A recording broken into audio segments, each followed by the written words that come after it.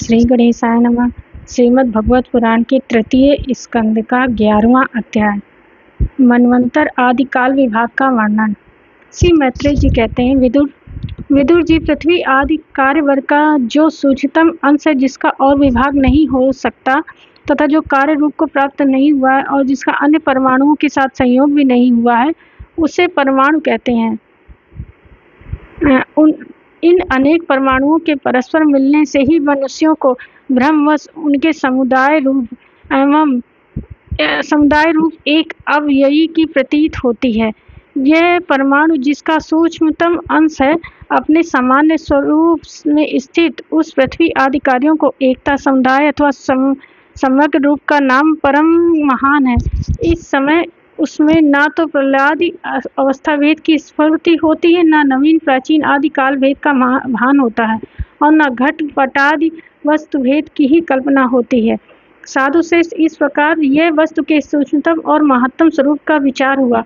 इसी के सादृश्य से परमाणु आदि अवस्था में व्याप्त होकर व्यक्त पदार्थों को भोगने वाले सृष्टि आदि में समर्थ अव्यक्त स्वरूप भगवान काल की ही सूक्ष्मता और स्थूलता का अनुमान किया जा सकता है। जो काल प्रपंच की परमाणु जैसी सूक्ष्म अवस्था में व्याप्त रहता है, वह अत्यंत सूक्ष्म है, और जो सृष्टि से लेकर प्रलय पर्यंत उसकी सभी अवस्थाओं का भोग करता है, वह परम महान है। दो परमाणु मिलकर एक अणु होता है, और तीन अणुओं के मिलने से एक त्रस रेणु होता है, जो झरोखे में से होकर आई हुई सूर्य की किरणों के प्रकाश में आकाश में उड़ता देखा जाता है। ऐसे तीन त्रस रेणुओं को पार करने में सूर्य को जितना समय लगता है, उसे त्रुटि कहते हैं, और उससे 100 गुना काल वेद कहलाता है। और 3 वेद का एक लव होता है। 3 लव को एक निमेष और 3 निमेष को एक क्षण कहते हैं। 5 क्षण की एक काष्ठा होती है, और 15 काष्ठा का एक लघु, 15 लघु की एक नडिका दंड कही जाती है। 2 नडिका का एक मुहूर्त होता है, और दिन के घटने बढ़ने के अनुसार दिन एवं रात की दोनों संधियों के 2 मुहूर्तों को छोड़कर 6 या 7 नाडिका का एक प्रहर होता है। यह याम कहलाता है, जो मनुष्य के दिन या रात का चौथा भाग होता है। 6 पल तांबे का एक ऐसा बर्तन बनाया जाता है, जिससे एक प्रस्थ जल आ सके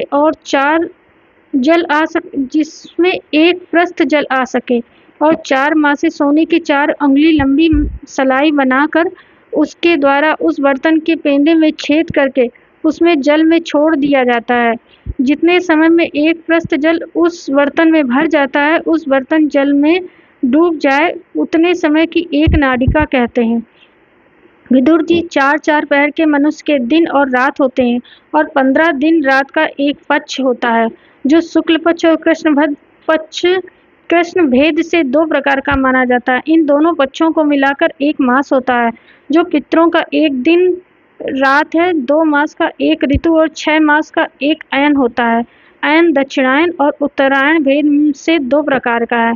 ये दोनों अयन मिलकर देवताओं के एक दिन रात होते हैं, तथा मनुष्य लोक में ये वर्ष या 12 मास कहे जाते हैं। ऐसे 100 वर्षों की मनुष्य की परम आयु बताई गई है। चंद्रमा आदि ग्रह, अश्वनी आदि नक्षत्र और समस्त तारामंडल के अधिष्ठाता काल स्वरूप भगवान सूर्य परमाणु से लेकर सर्वस्तर पर्यंत काल में 12 राशि रूप संपूर्ण भुवन कोश की निरंतर परिक्रमा किया करते हैं। सूर्य, बृहस्पति, समन, चंद्रमा और नक्षत्र संबंधी महीनों के भेद से ये वर्ष की संवत्सर, परिवत्सर, इंडवत्सर, अनुवत्सर और वत्सर कहा जाता है। विदुर जी, इन 5 प्रकार के वर्षों की प्रवृत्ति करने वाले भगवान सूर्य की तुम उपहार आदि समर्पित करके पूजा करो। ये सूर्यदेव पंचभूतों में से तेज स्वरूप है, और अपनी काल शक्ति से बीज आदि पदार्थों की अंकुर उत्पन्न करने की शक्ति को अनेक प्रकार से कार्योन्मुख करते हैं। ये पुरुषों की मोह निवृत्ति के लिए उनकी आयु का क्षय करते हुए आकाश में विचरते रहते हैं, तथा ये ही सकाम पुरुषों को यज्ञादि कर्मों से प्राप्त होने वाले स्वर्गादि मंगलमय फलों का विस्तार करते हैं। विदुर जी ने कहा, मुनिवर, आपने देवता, पितर और मनुष्यों की परम आयु का वर्णन तो किया, अब जो सनकादि ज्ञानी मुनिजन त्रिलोकी से बाहर कल्प से भी अधिक काल तक रहने वाले हैं, उनकी भी आयु का वर्णन कीजिए। आप भगवान काल की गति भली भांति जानते हैं, क्योंकि ज्ञानी लोग अपनी योग सिद्ध दिव्य दृष्टि से सारे संसार को देख लेते हैं। मैत्रेय जी ने कहा, विदुर जी, सतयुग, त्रेता, द्वापर और कली, ये 4 युग अपनी संध्या और संध्यांशों के सहित देवताओं के 12 सहस्त्र वर्ष तक रहते हैं, ऐसा बतलाया गया है।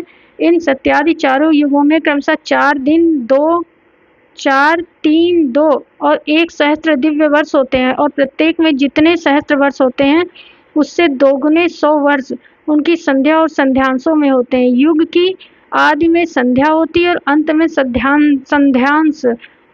इनकी वर्ष गणना सैकड़ों की संख्या में बतलाई गई है। इनके बीच का जो काल होता है उसी को काल वेत्ताओं ने युग कहा है। प्रत्येक युग में एक एक विशेष धर्म का विधान पाया जाता है। सतयुग के मनुष्यों में धर्म और चारों चरणों में रहता है। फिर अन्य युगों में अधर्म की वृद्धि होने से उसका एक एक चरण क्षीण होता जाता है। प्यारे विदुर जी, त्रिलोकी से बाहर महरलोक में ब्रह्मलोक पर्यंत यहाँ की 1 सहस्त्र चतुर्युगी का एक दिन होता है, और इतनी ही बड़ी रात्रि भी होती है जिसमें जगत कर्ता ब्रह्मा जी शयन करते हैं। उस रात्रि का अंत होने पर इस लोक का कल्प आरंभ होता है। उसका क्रम जब तक ब्रह्मा जी का दिन रहता है तब तक चलता रहता है। उस एक कल्प में 14 मनु होते हैं। प्रत्येक मनु 71 चतुर्युगी से कुछ अधिक काल तक अपना अधिकार भोगते हैं। प्रत्येक मनवंतर में भिन्न भिन्न मनुवंशी राजा लोग, सप्तऋषि, देवगण, इंद्र और उनके अनुयायी गंधर्व आदि साथ साथ ही अपना अधिकार भोगते हैं। ये ब्रह्मा जी की प्रतिदिन की सृष्टि है जिसमें तीनों लोगों की रचना होती है। उसमें अपने अपने कर्मानुसार पशु पक्षी, मनुष्य, पितर और देवताओं की उत्पत्ति होती है। इन मनवंतरों में भगवान सत्वगुण का आश्रय ले अपनी मनु आदि मूर्तियों के द्वारा पौरुष प्रकट करते हुए इस विश्व का पालन करते हैं। कालक्रम से जब ब्रह्मा जी का दिन बीत जाता है तब वे तमोगुण के संपर्क को स्वीकार कर अपने सृष्टि रचना रूप पौरुष की स्थगित करके निश्चेष्ट भाव से स्थित हो जाते हैं। उस समय सारा विश्व उसमें उन्हीं में लीन हो जाता है। जब सूर्य और चंद्रमा आदि से रहित वह प्रलय रात्रि आती है तब वे भू, भुआ, स्वा तीनों लोग उन्हीं ब्रह्मा जी के शरीर में छिप जाते हैं। उस अवसर पर तीनों लोग शेष जी के मुख से निकली हुई अग्नि रूप भगवान की शक्ति से जलने लगते हैं। इसलिए उसके ताप से व्याकुल होकर भृगु आदि मुनीश्वर गण महरलोक से जनलोक को चले जाते हैं। इतने में ही सातों समुद्र प्रलय काल के प्रचंड पवन से उमड़कर अपनी उछलती हुई उत्ताल तरंगों से त्रिलोकी को डुबो देते हैं। तब उस जल के भीतर भगवान शेष शाही योग निद्रा से नेत्र मूंद कर शयन करते हैं।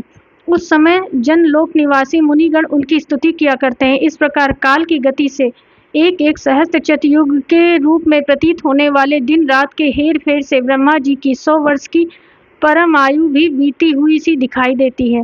ब्रह्मा जी की आयु के आधे भाग को परार्ध कहते हैं। अब तक पहला परार्ध तो बीत चुका है, दूसरा चल रहा है। पूर्व परार्ध के आरंभ में ब्रह्मा नामक महान कल्प हुआ था, उसी में ब्रह्मा जी की उत्पत्ति हुई थी। पंडित जन इन्हें शब्द ब्रह्म कहते हैं। उसी परार्ध के अंत में जो कल्प हुआ था उसे पाद कल्प कहते हैं। इसमें भगवान के नाभि सरोवर से सर्वलोक में कमल प्रकट हुआ था। विदुर जी, इस समय जो कल्प चल रहा है वह दूसरे परार्ध का आरंभ बतलाया जाता है। ये 12 कल्प नाम से विख्यात है। इसमें भगवान ने सूकर रूप धारण किया था। ये 2 परार्ध काल अव्यक्त अनंत अनादि विश्वात्मा श्री हरि का एक निमेष माना जाता है। ये परमाणु से लेकर द्विपरार्ध पर्यंत फैला हुआ काल सर्वसमर्थ होने पर भी सर्वात्मा श्री हरि पर किसी प्रकार की प्रभुत्ता नहीं रखता। ये तो देहादि में अभिमान रखने वाले जीवों का ही शासन करने में समर्थ है। प्रकृति, महत्तम, अहंकार और पंचतंत्र मात्र, इन 8 प्रकृतियों के सहित 10 इंद्रियां, मन और पंचभूत, इन 16 विकारों से मिलकर बना हुआ ये ब्राह्मण कोश भीतर से 50 करोड़ योजन विस्तार वाला है तथा इसके बाहर चारों ओर उत्तरोत्तर 10-10 गुने 7 आवरण हैं।